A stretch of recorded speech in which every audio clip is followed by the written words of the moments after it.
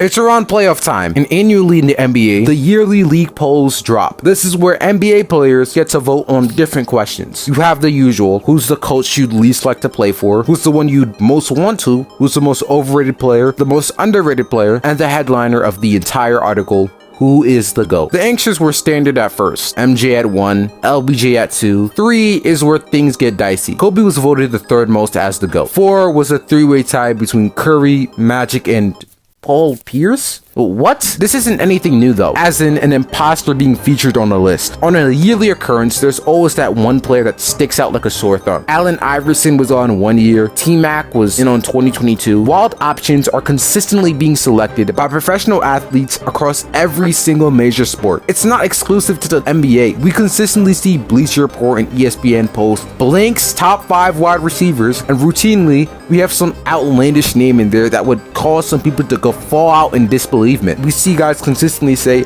I'm top 3 in this or in that, and we see guys get clowned for that. Guys that in all honesty are firmly outside of the top whatever according to the consensus. Why? What's with these outlandish takes? Or are they outlandish? Players definitely deviate from the public fan opinion majority of the time, but does it make them necessarily wrong? They are playing the professional sport and go against these players. Do they know more than we as fans do? Are they right? If they aren't, why do they pick these players? What about them being on the court or field and in the league affects their opinion? What is the psychology of a player? In the NBA, we have a lot of what I like to call bad guys, which is why we have Kobe getting so many votes. They look at who was the toughest and who had the deepest bags, and honestly, it's pretty arbitrary. This is Shy talking about Kobe. Kobe is Michael Jordan, just on a steroid. You're talking about skills. What are you talking about? I'm talking about best player. Kobe has 5 rings. What's your argument? All around.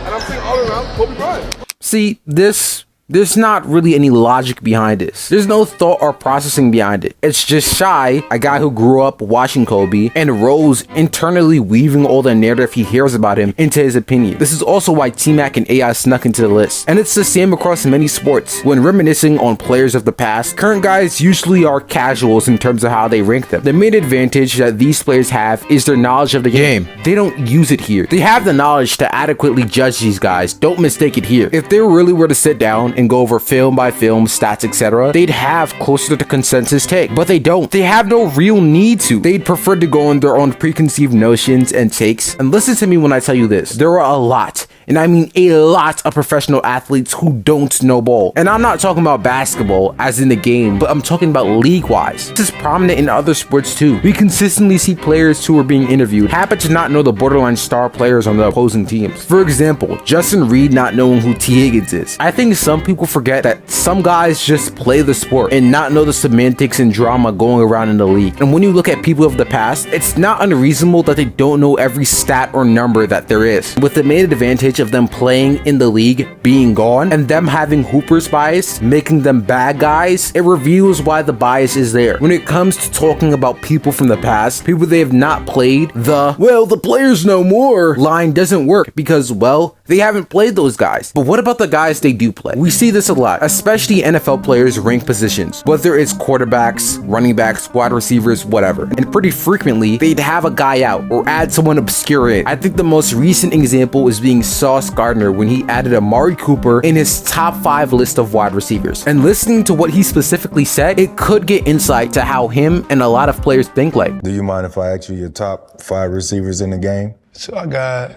Tyreek, Justin Jefferson, Devontae Adams. All right, so that's the 3 right there. You know who I like though, who really like that? Who's that? Amari Cooper. Yeah, he like that. Amari definitely Cooper. like that. He don't be in the top 5s though. People don't really put him in their top 5. Maybe because he's a little older than those guys, but Cooper crazy this year too. To me, this could mean 2 things. Unlike when we're talking about the past, the athletes have actually gone against these guys, meaning you can't just take their statements lightly at all. This time, we can't toss out his assessment on Cooper because it actually comes from a place of good faith, but it's still heavily against the consensus. So what does this mean? Well, 1, NFL players are so close together skill-wise that those rankings are not as ridiculous as NFL fans tell you. Or, professional athletes don't really care about stats stats when ranking other players. When naming their top 5 guys, they don't really go, well, this guy had 25 more yards in the blah, blah, blah, blah. They go off of their personal experience with skill alone, which when you look at the game he had when Sauce played him, it's pretty valid. The second scenario is that professional athletes don't care. They don't care about rankings at all because, I mean, they're professional athletes. I want to go back and listen to what Sauce said exactly. You know who I like though, who really like that? What's that? Amari Cooper. He don't be in the top 5s though. People don't really put him in their top 5. He said that Amari Cooper was underrated and underappreciated, which obviously wouldn't mean he's automatically top 5. But regardless of that, Sauce put him up there. Why? Well, my assessment of it was, well, he was giving it thought and Cooper popped in his mind, and remembering his experiences with him, he wanted to give him some love, meaning he didn't really give it thought. He doesn't really care about it. He doesn't really hold value to, quote unquote, his top 5 list of players because he's playing the sport. He doesn't put much thought into it. It's probably part of the reason T-Mac and AI got the GOAT label. Yeah, and I said they were quote-unquote bad guys as favorite players, but obviously T-Mac and AI aren't the best in that subset, meaning it's more of the lack of genuine thought. Both T-Mac and AI are easy players to pop in your mind when thinking about NBA history. AI shifted the culture entirely, and T-Mac is probably the biggest what if of all time. With them being tough bucket getters who stick out from the crowd, it's not incomprehensible that a couple of guys picked them. Generally, active professional athletes don't care about ranking their top 10 receivers and aren't actually fans of the league, so they don't really have all the stats or every player ingrained in their head, nor do they care to search their brains to find it. But what happens when they do care? What about the times that the player actually cares about the top 5 discussion? Mainly when they talk about themselves. Should we hold weight when a player says that they're top 5 in whatever category? They obviously know themselves, and the motivation is there too. Case closed? Nah. The obvious response to combat these claims is that said player may have too much motivation, which shifts them into bias. And I don't buy it. For example, let's take a guy like Breece Hall, who adamantly claims he's a top 5 running back in the league. Of course, he got clowned for it. And while it may look like self-bias to the naked eye, I don't see that. I think it's obvious that Breece has more than enough potential to reach the range of a top 5 running back, and many would agree with me. He had 1,000 rushing yards behind damn near the worst offensive line in the league. Top-end receiving ability, tackle breaking ability, and explosiveness. Every box he checks. So why did he get clowned? Well, his stats last year wasn't up to top 5 level. Boom. That's it.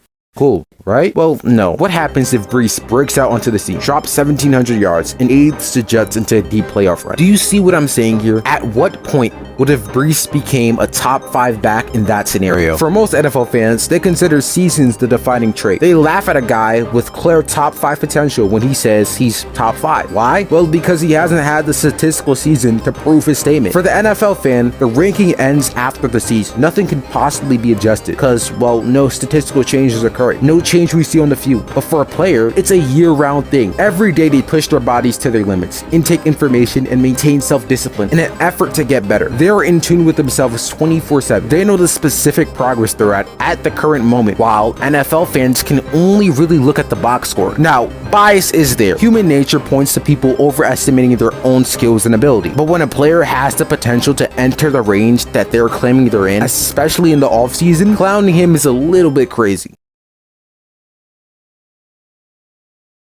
Players rank players differently for various reasons. Them being in the league usually limits their knowledge, and them being a hooper gives them bias. If these guys sat down, looked at the stats, film, whatever, they'd know everything and have really informed opinions. They just don't care to. Why? Sticking their feet in trivial debates about the NBA while they're playing is so weird and unnecessary. They have no reason to. Player psyche isn't the certain way we see the debates that fans have, because they don't see it as important. They don't pine over squabbles about the league. They have more important things to do. Be in the league. It's easy to clown a player for bad takes, but he lives in a different world than you do. He sees things differently than you do. He's in the league you're watching. Players and fans have two different perspectives because, well, watching the game and playing the game is two entirely different experiences. Now, are these players right about their assessments? No, they're not right, because like everyone in the world, they have bias. To the guys who are claiming, oh, you can't tell a player that he's wrong because, well, he plays in the league, you're wrong. But at the same time, they offer an incredible insight on the game that you could use to add to your own opinions. Player psyche is an incredible thing. I suggest you guys watch out for stuff like this in the media. Okay, that's a wrap. That's it. Hope you guys enjoyed the video. Again, had a lot of fun making it. I do want to mention like what happens when a player turns into a fan post-retirement, because we got some guys that, you know, kind of bridge the gap and play both sides, like JJ Redick or Richard Jefferson. And you do have other guys like, you know, Charles Barkley and Shaquille O'Neal who, they spout bad take after bad take. Their situation, I don't know. It's tough to explain how they got in their positions. I mean, I don't know the dudes. I don't know what they're thinking 24/7. But I think JJ Redick is like a big stat nerd and a stat guy. So he kind of bases it off of that. Well, you know, Shaq and Chuck, you know, not only are they older players, but I don't think they're really big stat guys. They mostly go off of a quote unquote aura, like the kids these days like to say. I don't know how to really explain it. You know, I could make another video on it, but I don't think I'm gonna do that. If you guys do want to see that, let me know. Anyway, thanks for watching. I love you. Peace.